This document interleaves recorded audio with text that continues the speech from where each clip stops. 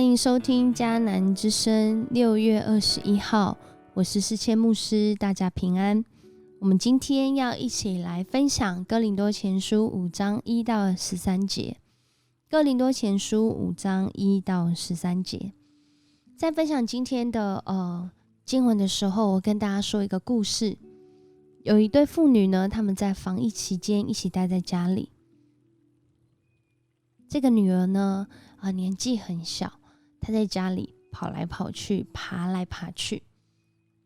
她的爸爸跟她说：“你要小心，不要撞倒东西，不要撞到东西，因为你会受伤，而且这样会让家东西能够损失。”这样子，这小女孩当然就没有像她爸爸说的这样，她就真的把家里的东西打破了，啪亮碎了一地。然后他就站在这碎片当中，觉得很害怕，他觉得爸爸要骂他了。另外一个害怕是，他就站在这玻璃当中，他觉得好像很危险，他不知道该怎么办。当然爸爸听到这个砰的这个玻璃碎片的声音的时候，他就跑过来，他看见女儿就站在那危险当中，他就大喊说：“不要动！”然后女儿吓到，开始大哭。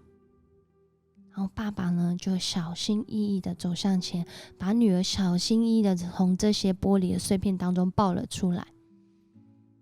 然后他就告诉她说：“没事了，没事了。我不是跟你说不要在家里跑来跑去吗？”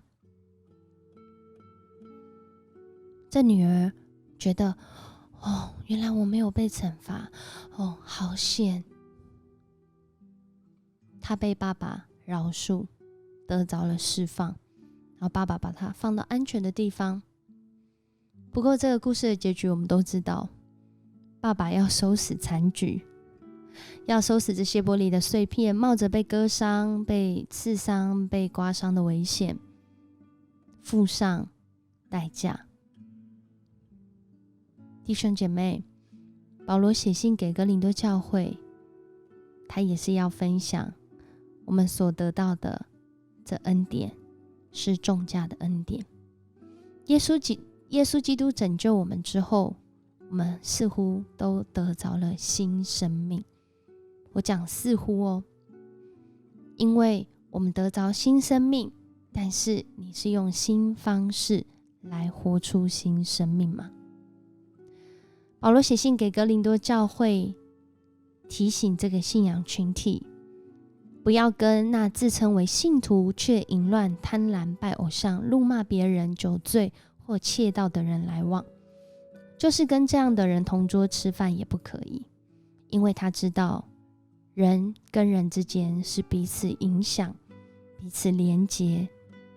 若是有人在信仰群体活在罪中，他或许也会影响其他的人。所以保罗特别提醒哥林多教会，不要误用了耶稣基督拯救我们的恩典，不要活在那旧酵当中，因为一点点的酵，一点点的罪恶都能够让全团发起来，让那原来没有在罪恶当中，已经脱离这些罪恶跟黑暗的人，会回到那罪恶跟黑暗当中。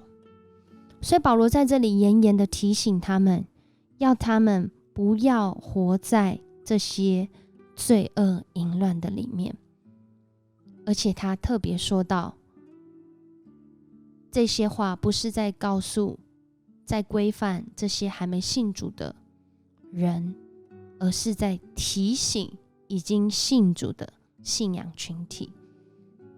当我们相信耶稣基督为我们付上那重价的恩典，他确实为我们付上代价，而这代价是他用他的生命来换我们的生命，让我们的生命有新的可能。而我们得着这新生命的自由，我们要怎么来使用呢？我们要怎么样来活出这自由呢？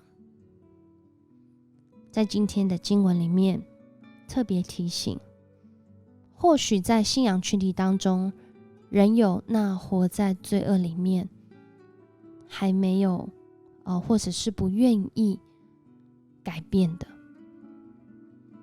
我们不是要跟他一起沉沦下去，或许那个人是我们自己而是我们要保守自己的生命，努力的来抵挡，活出这个被拯救的生命。求主帮助我们，在我们防疫期间，我想大家都或许有感，因为有一群人在前线，不论是在台湾，在全世界，他们在疫情的前线为大家付上代价，让大家可以被保守，有生命，有一定限度的自由。那我们如何使用这自由呢？这自由能不能也在这个时候用新的方式来祝福别人？或许是线上，或许是我们自己生命的锻炼。求主帮助我们，持续带领我们看见有人为我们付上代价，而我们要珍惜善用我们的自由。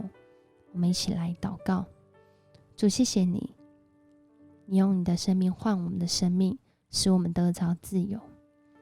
我们也看见台湾有许多的人用他们自己能够做的事付上代价，来使其他人得着生活的自由。主，我们恳求主你来赐福在这当中这些辛苦的弟兄姐妹。主啊，我们也求你帮助我们，更是要活出那经历重价恩典信仰群体的见证，好叫我们的生命是一个又一个说出信主之后的改变，信主之后的自由，信主之后的得胜。主啊，也让我们在这个世代，在这个时刻学习用全新的方式，或许就是线上，或许就是我们自己每一天跟神你的关系，跟人的连结，都是新的，都是合神心意的。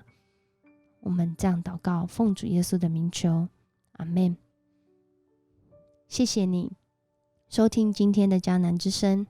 如果你喜欢今天我们的分享，也请你给我们5星好评。我是世谦牧师，我们明天见。